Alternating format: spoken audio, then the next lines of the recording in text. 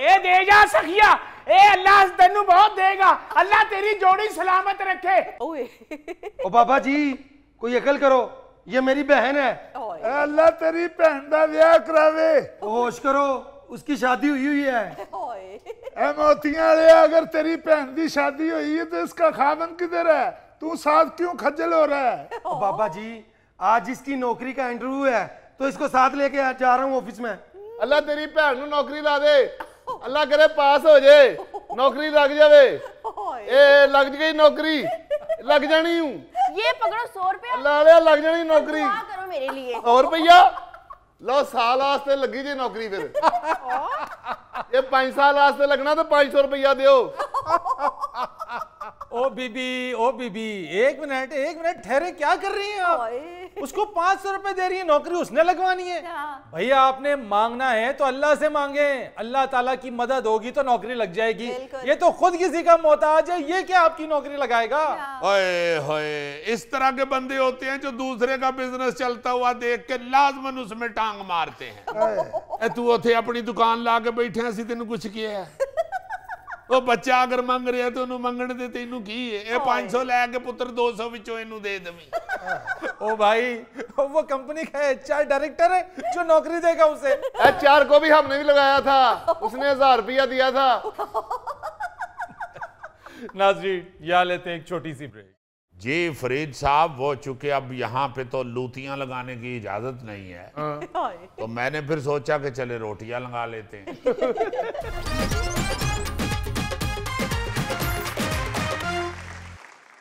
नाज़रीन आज हमारे दरमियान गुफ्तगू के लिए मौजूद हैं अवामी मुस्लिम लीग के सरबराह जनाब शेख रशीद अहमद साहब। शेख साहब क्या हाल है और दौरा किर्गिस्तान आपका कैसा रहा? जी अल्लाह के फजल से बहुत अच्छा रहा है जी।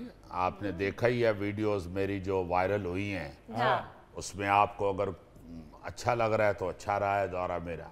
नहीं वहां तो आप रोटियां लगा रहे थे शेख साहब। जी फरीद साहब, वो चूंकि अब यहाँ पे तो लूतियां लगाने की इजाजत नहीं है तो मैंने फिर सोचा कि चले रोटियां लगा लेते हैं।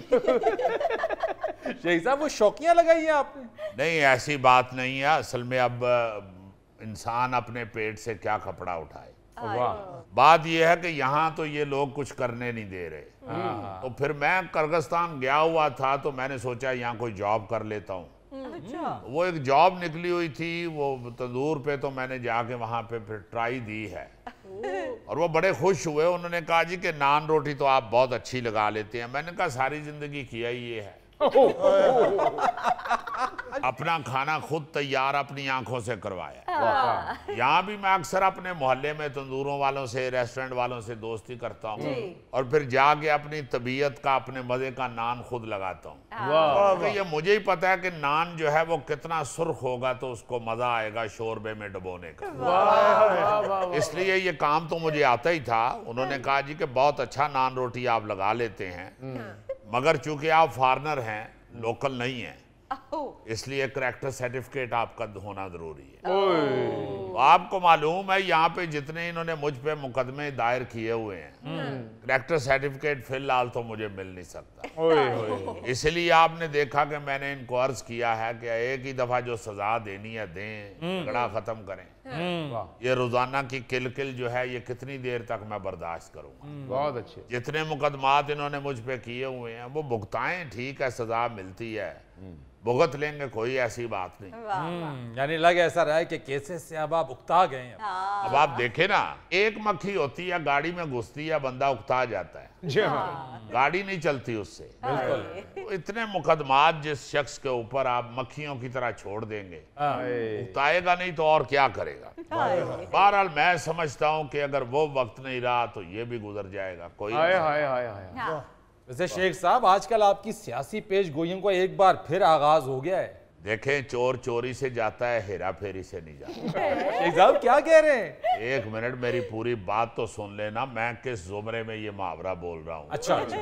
सारी जिंदगी सियासत की है और पेशीन गोइयां की हैं और अल्लाह के फजल से पूरी हुई हैं। वाह जी वाह। अब इस तरह का जो सियासी नजूमी है वो फारग भी नहीं बैठ सकता, तो इसलिए अब हल्की फुल्की ये मशीन गोइयां करनी शुरू की हैं। और जो बात मैंने की है फरीद साहब, ये याद रखिएगा, जून का महीना सियासत के लिए बड़ा अहम है। अच्छा। जी हाँ, सियासी जुडो कराटे अपने अरूज पे होंगे। ओ तो सर ये भी बता दें कि किस किस के जूडो कराटे होंगे? तेरे तो जैकी चंदे होंगे।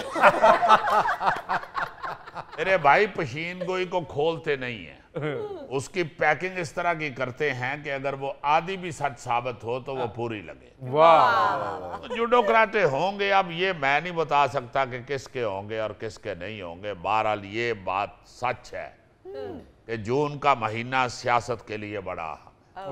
शेख साहब, मुझे वैसे एक बात समझ में नहीं आई। आपने कहा कि हम खामोश हैं, 30 जून तक हमारी ब्रेक है, क्या मतलब इसका? ये ब्रेक का क्या मतलब? देखें, ब्रेक भी जरूरी होती है और कभी कभी ब्रेक लेनी चाहिए। ले लूं मैं फिर एक ब्रेक?